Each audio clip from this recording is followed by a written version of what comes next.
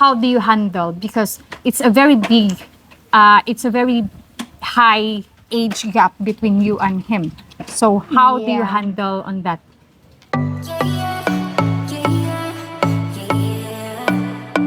Hi everyone, welcome back to my channel again, and today I am with Carmelita. She is a single mom. So Mom Carmelita, could you please share your some information that you would like to share?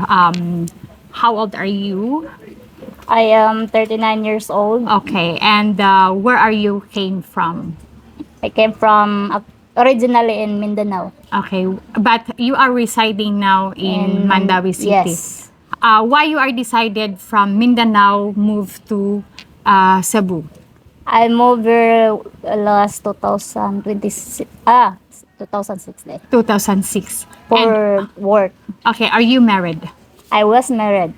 You were married before. Yeah, I were. You were married in the church or live-in partner? No, we were Married actually in the church. civil. Civil married. And now are you still living together? He passed away 2 years ago. So you are a widow. How many child do you have? One.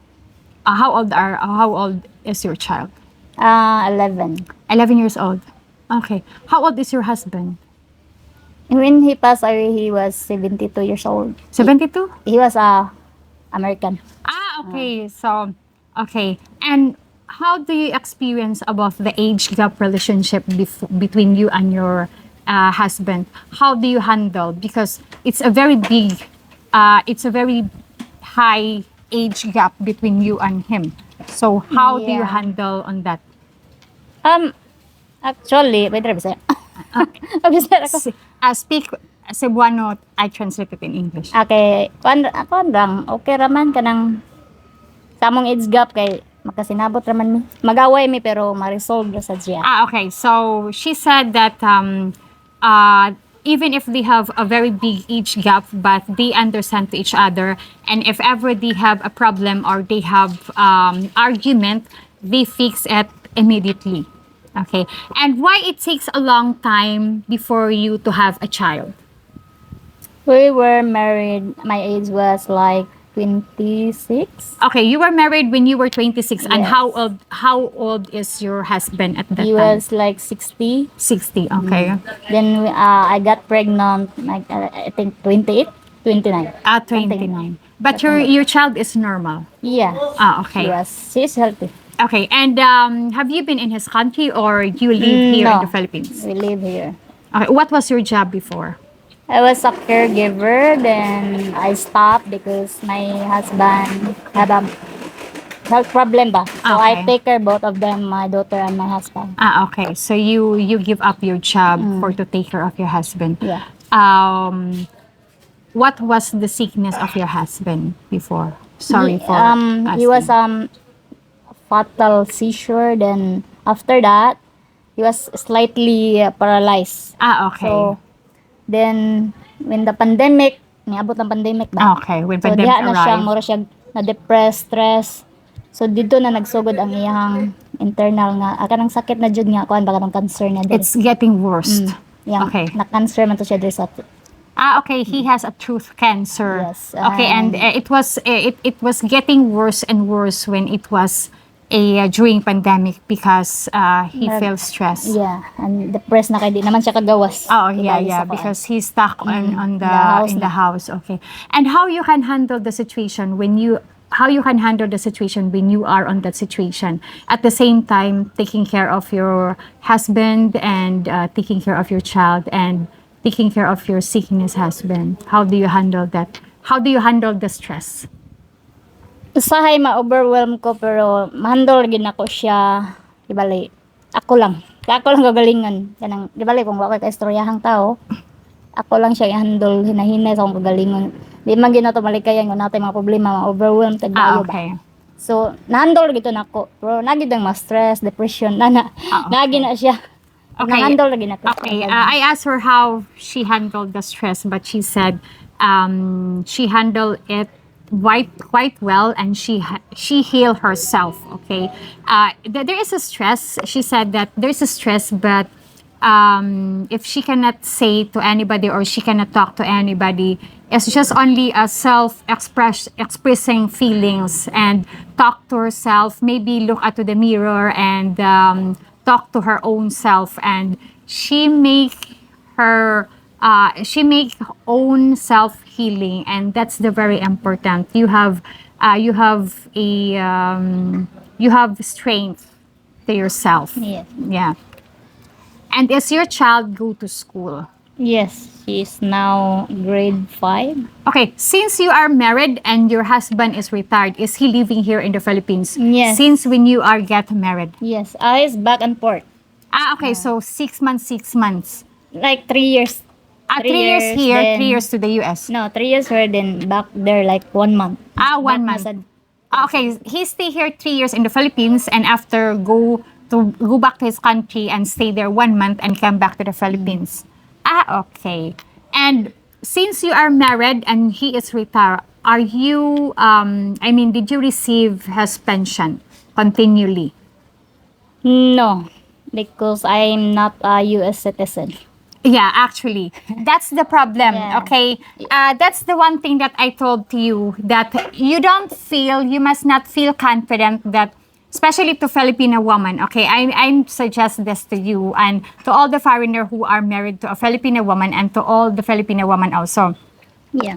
This is the one thing problem. You don't feel confident that you are married here in the Philippines, that you are legal wife. Yes. You are legal wife in the Philippine law, but not in this country law.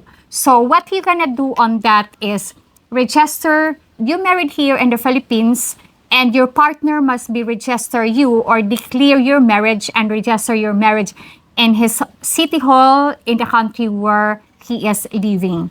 And look at her, because I think your husband didn't register you or declare your marriage in his country, so that's why you didn't receive his pension. And what are your income now? What's your job now?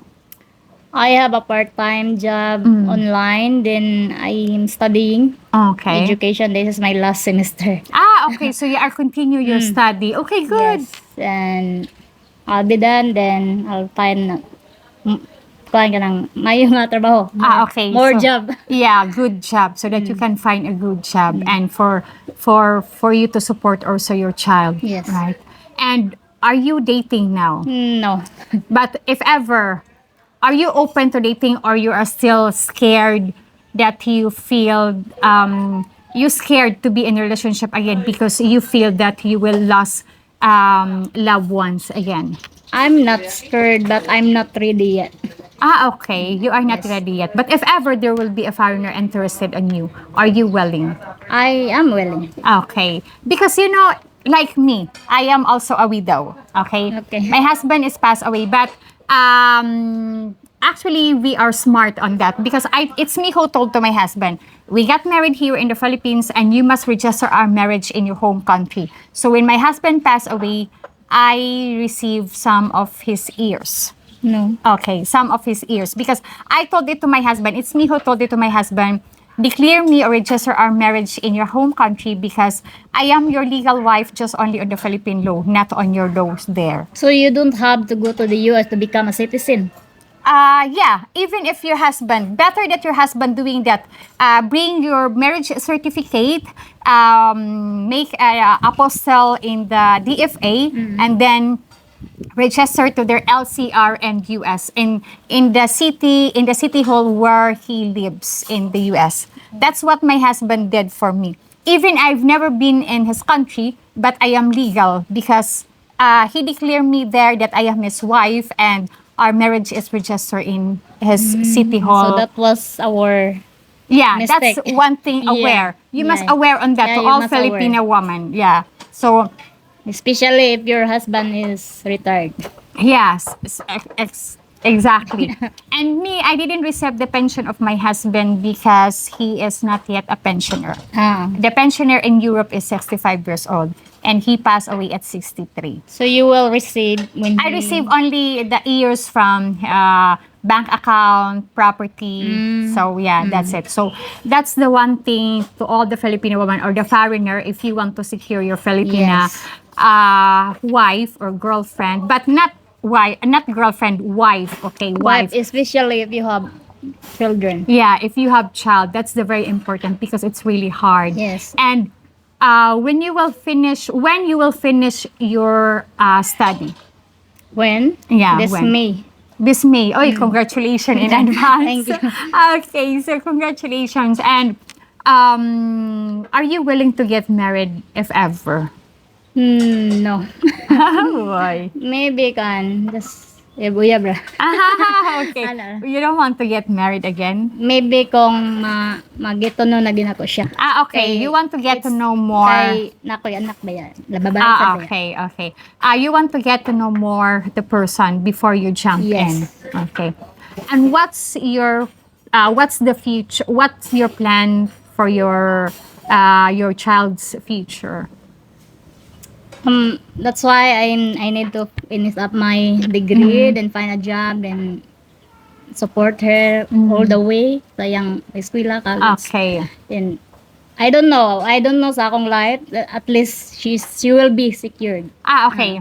She continue her education, studies so that she will find a job and support her child for education. She never think of herself anymore. What she think now is focus the future of her child. That's what. And how do you handle your situation that you are working, studying, and taking care of your child? Stress that I can handle. Wala man ko'y mga problema nga wala ako na-handle. Since pa sa una. Okay, she is a very strong woman because she is fixing and handling the problems, all the trials and struggling that she has in her life. So that's the very big important. And don't think that it's easy life to be a single mom. Yes, it's not. it's not And easy. congratulations on you, and you know that single mom are the superwoman in the Yes. whole world. So that's it. So Carmelita, thank you so much for sharing your stories. And guys, or everyone out there, make it sure that you register the marriage of your wife, or your register your marriage in your home country so that your wife called a legal wife in your home country, not only here in the Philippines, like what she experienced. So that's one thing that you must aware on that. So that's it. And thank you so much for this Thank you. interview. And God bless everyone. Bye. You only call me on the weekends when you're out and about, only chasing highs. You need me, he brings me flowers on a Tuesday.